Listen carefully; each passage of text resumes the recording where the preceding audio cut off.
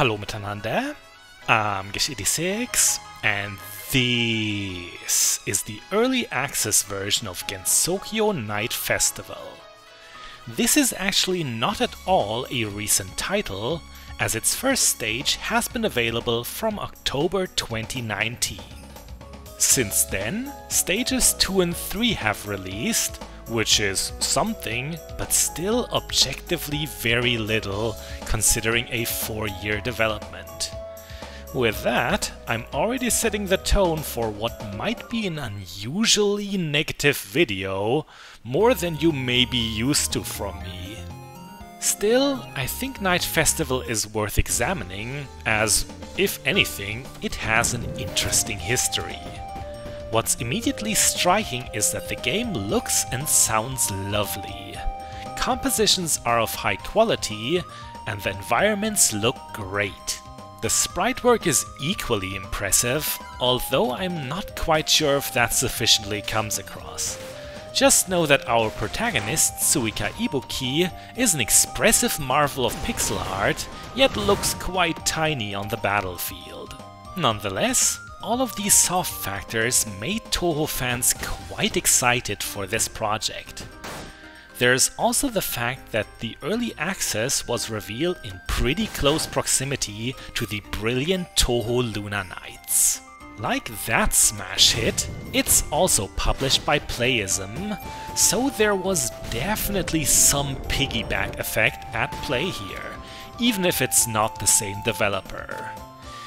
Basira is the maker of Night Festival, and I remember they announced this as a Metroidvania as well. So when we're seeing Suika beating up ghosts and yokai, nothing about it seems wrong or makes a bad impression. And no, for a game still under construction, the moment-to-moment action is neat. The little drunken Oni has ranged attacks and melee combos, and can even switch into dispersed and densified modes to get different movesets for her standard attacks.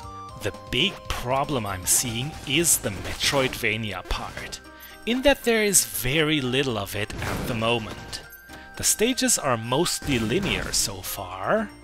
There is a small amount of secret areas, some of which we'll encounter soon, but they either don't lead anywhere or get you collectibles.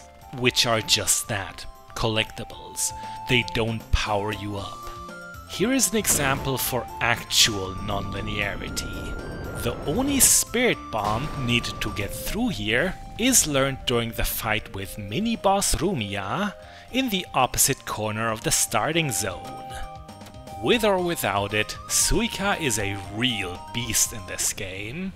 It hits the mark for a power fantasy, but as a consequence, the game is also dialed quite easy at the moment. And here's what I believe to be one of the placeholder secrets. It's the good old classic trick of the fake wall. The collectibles you can find during stage 1 are baubles of varying color. Like I said, they don't seem to have a purpose. Moreover, stage 2 has you find and recruit the crew of subterranean animism instead. Once again, they don't have a practical use, except for one of the girls. We'll remark on her later.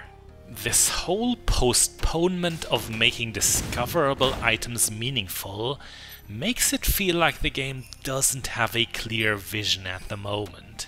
Whenever we destroy an enemy, we get money that is automatically sucked in.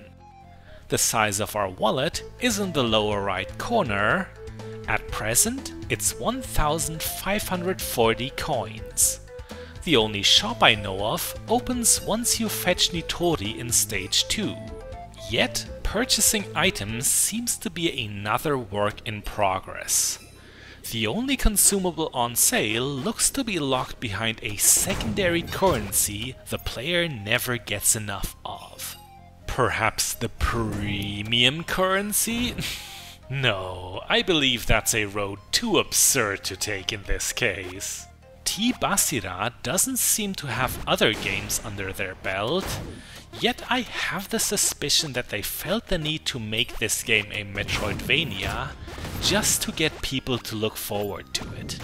It's very possible they're biting off more than they can chew and are so far concentrating more on the action game part. It's a questionable approach to the early access model, one I wouldn't recommend. We're getting to the point where Gensokyo Night Festival can demonstrate one of its strong suits, giving Marissa an obscenely large hat. Well, that, but more importantly, actually having promising boss fights. The Ordinary Magician marks the end of Stage 1. She and Suika are very amicable with each other, as both are hoping to organize the greatest festival Gensokyo has ever seen. Not all combat needs to be a butting of heads. We are simply utilizing the occasion to have a friendly sparring match. The mentioned power fantasy is only in play for fodder enemies. Big encounters like Marissa's have to be taken seriously. Air dashing turns Suika gaseous and invulnerable. It's your best evasive move, and you need to make frequent use of it. For offense, most of the damage has to be dealt up close, as Marissa is really resistant to our shots. It seems like this resistance is defined enemy by enemy. You don't have attack stats to look up. Land enough hits in a short amount of time, and the magician will be stunned and even more vulnerable. The boss's life bar is at the top center. It won't happen at the very beginning of the fight, but once some damage has been dealt, the inevitable Master Spark becomes a factor. I like to counter it by slipping on the other side of Marissa and punish it with a Spirit Bomb. Apart from the spark, the battle doesn't seem to evolve further into another phase, but that's alright. I want to bring up the comparison to Toho Luna Nights again. I consider the approach of that game to early access development to be as genius as it comes. It's what the procedure was made for, in my opinion. Very little of Luna Nights' early foundation ended up being altered. The biggest change was probably being able to throw knives upwards. You can tell the game was always coherent and focused. Gensokyo Night Festival's slow and often delayed development isn't the major problem I see. I don't think it's a scam or that it'll never be finished at some point. But I think the lofty ideas of what the game could be will be pushed back again and again, and I simply expect it to be left as a mostly linear action platformer that is very cute, but not especially remarkable. I have this suspicion that T-Basira consists of artists turned developers, which is not uncommon in the doujin scene, but they're inexperienced and probably underestimated just how hard it is to make a functioning game. If they were hungrier for Metroidvania elements, more of them would be visible at this point. And that's my explanation for the unfocusedness of it all. With that, we're wrapping up what might be the first video on my channel where I straight up recommend against a game in its current state. Still, I wish the project the best. I'm Gesh86, this was Gensokyo Night Festival, bis bald!